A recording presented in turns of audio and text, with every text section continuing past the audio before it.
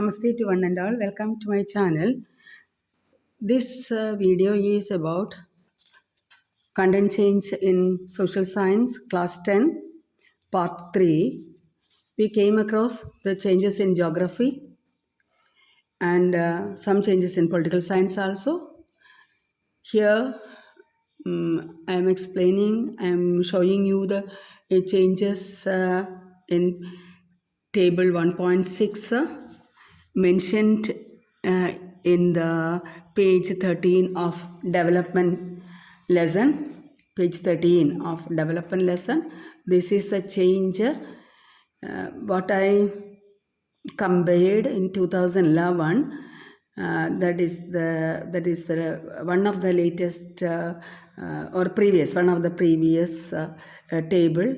This is the purchasing power parity in dollars, that is 6681. It is showed there, and now here it is 6590 is a per capita income shown in about India.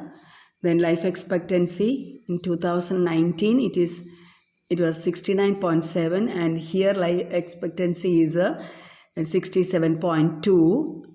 That is development report according to 2021-22. It is showed here, and 6.7, that is 6.5, and ranking, HDI ranking in the world 130. It was at 130, now it is 132. This is a change what I got. I don't know whether any further change. I told you in the last video that from that site I couldn't find out. That is removed, but now also it is not saying. So what is the relevant data? I got it from the content what I got it, that I am showing you. I don't know further any changes are there. As teachers are requesting me the changes. The content what I am having, I am sharing with you. So this is the 1.6 table, some data regarding India and its neighboring countries, and only Sri Lanka is having more than that per capita income. I think this, I don't know whether this has changed. Sri Lanka's per capita income is more than India. I am not so sure. What is given in the page, I am showing you that is alone. That alone. Then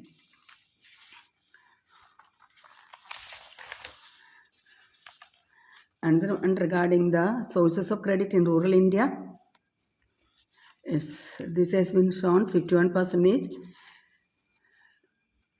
51%, that is commercial banks, 10% cooperative banks, and other formal agencies including government 5%. But earlier it was 25, then 1%. So this 33% I wrote on the side, that is the money lenders.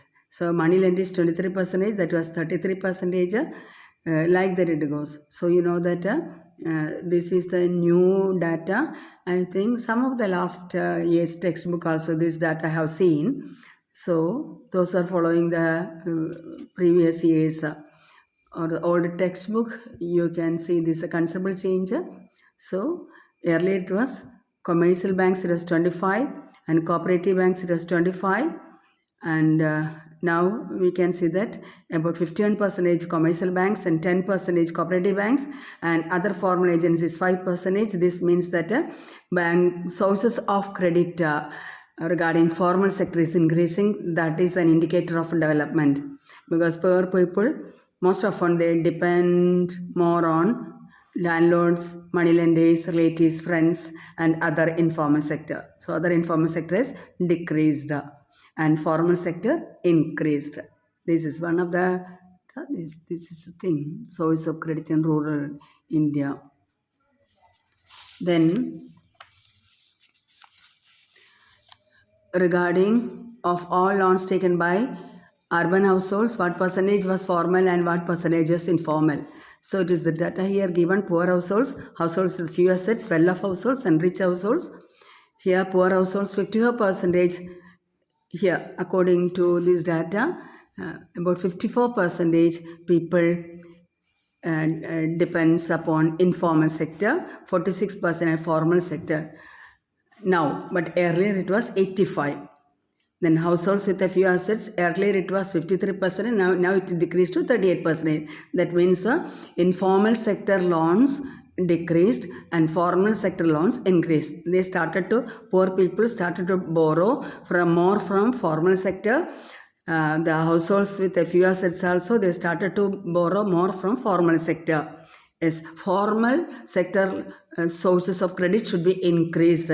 This means that there may be formal sector rate of interest will be lower than the informal sector. When we compare informal sector and formal sector, that we can see. So that is one of the major aims of the commercial banks, that people have to depend more on more credit from formal sector. Otherwise, they will fall into debt trap like Swapna's case. So when they fell into debt trap, income, the loan amount along with the capital, then rate of interest will increase, and as they will fall down in the debt trap, and at last they have to sell their asset. Yes, this is the data given now. Earlier it was different. 10% only informal sector, rich people used to borrow, their informal sector increased. That is showing this table. So what I wrote on the green color, 28, 55, 85, that was the earlier data. Yes.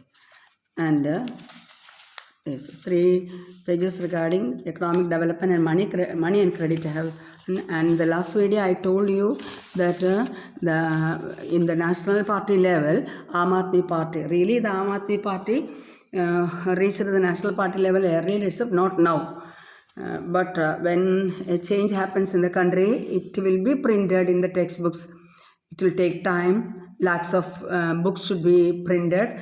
And so let us see what about the Aam Aadmi Party. It tells about Aam Aadmi Party formed on 26 November 2012.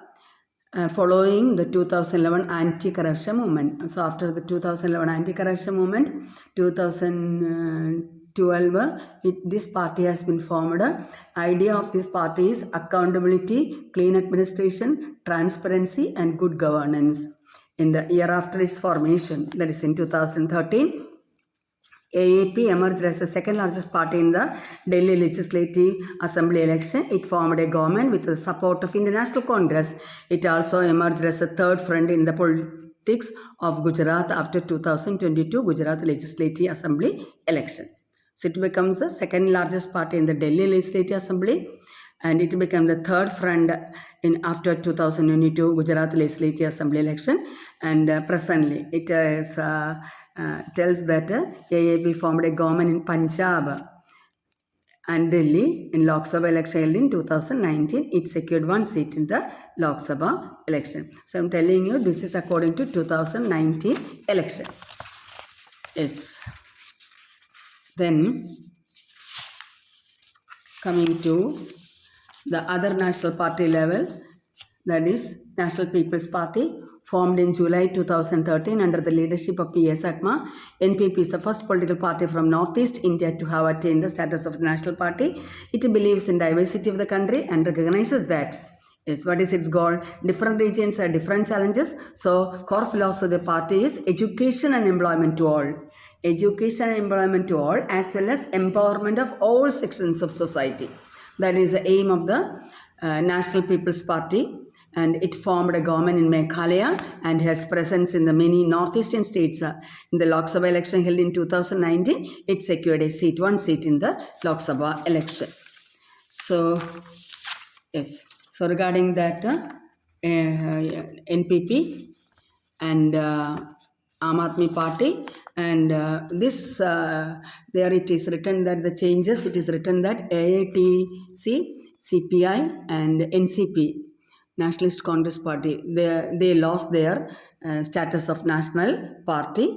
And this is part 3 I told you, and part 1 and 2 we have seen some changes that you can see. Those who have not seen that video, you can see what are given there regarding contemporary India, regarding water resources, Adal Bhujal Yojana and Adal Jal, that has been added.